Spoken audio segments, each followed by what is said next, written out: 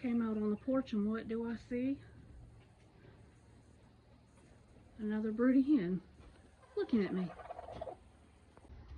She is the same one from previously hatched eggs,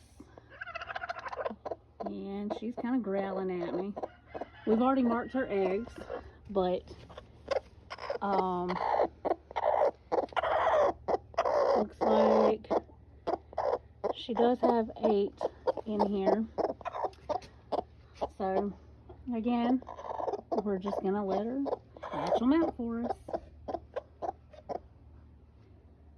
You pretty girl.